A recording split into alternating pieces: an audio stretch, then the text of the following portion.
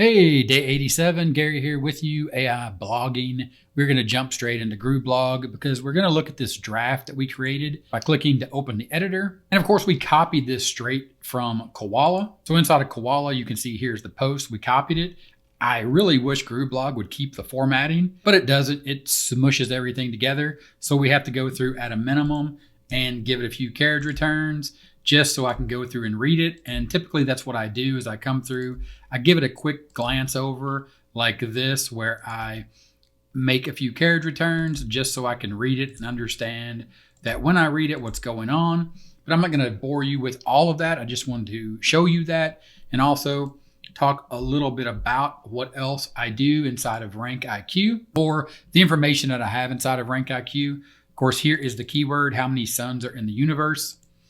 If you go back to Grooveblog, that is our H1 right here, how many suns are in the universe, as well as it is our post slug. So we have the H1, the post slug, and then the title we fancy up a little bit to try to get more clicks when people see it, obviously. But inside of RankIQ, when we run that report based on that keyword, in that report, in the SEO report, we have the title analysis that we looked at yesterday. And we want to track this grade of perfect in our blog post tracker, as well as we want to look at the content optimizer report, which gives us a grade and also gives us a number of words. I don't keep track of the number of words, but I am interested in the grade of the A++. And I take that all back over to the handy dandy blog post tracker and I add that in. Here you can see the post keyword. Then you can see that it was written by Koala GPT-4. The keyword came from RankIQ, and then I have ran the report and I'm giving it a score for the overall score, A++, as well as ranking the IQ title or the IQ title rank of perfect.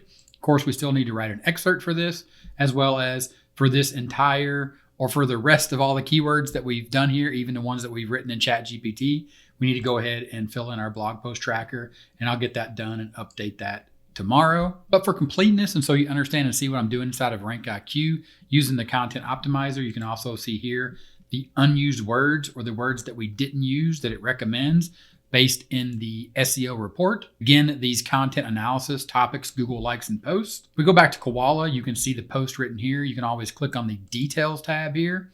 That'll bring up the article details. Then you can see everything that you selected, as well as the extra section prompt and also the extra entities prompt. And these are all the words that we got from inside of RankIQ or the topics that Google likes.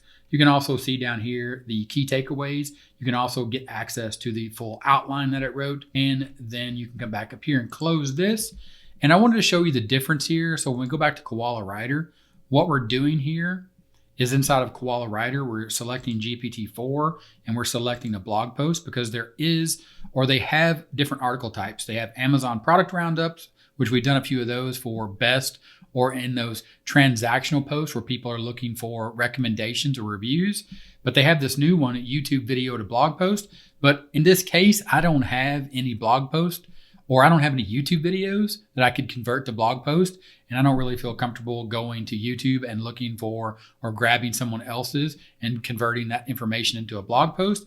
But I guess that could be done if you were going to do that. You could just post in the URL right here, but we're going to avoid that.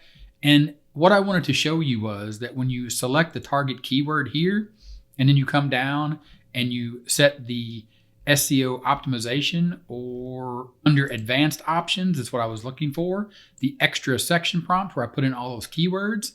We have written here and we've used 21,000 credits out of the 100,000 that we have used. But inside of bulk mode, you have the ability to generate these in bulk mode. And right here, you can put in a list of keywords and it'll write a blog post for each keyword. But you don't get the option down here of adding in extra section prompts or extra title prompts. But you don't have the option, is what I'm trying to say, of adding the SEO optimization keywords. Here you can put manual and you can put in related keywords, entities, and topics. Use this field to list any keywords, entities, or topics that you want the article to cover. We will automatically try to assign them to semantically relevant sections and naturally use them in the article. But the problem is that would apply to all the blog posts that you're writing in bulk mode that I can see or that I've seen. And I've also seen that bulk mode when I read the post just doesn't seem to give me the depth of article. For example, if you go back to how many suns are in the universe inside of RankIQ, that keyword, you go back to the content optimizer, you can see that this post is 4,074 words.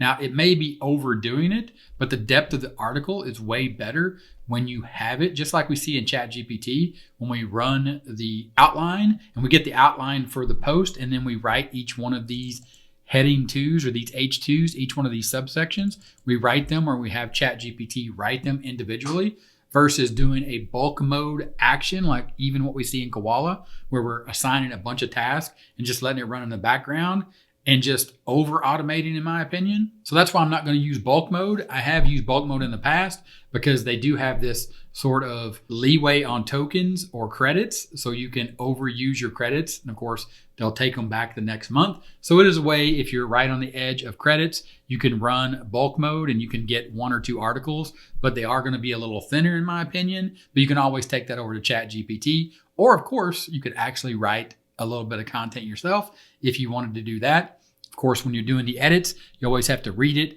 edit it, and change things up a little bit if it doesn't make sense, or if you notice the AI like you saw, or like I mentioned in the last update and you've seen in the past around day 44, where it got hooked on that word fascinating.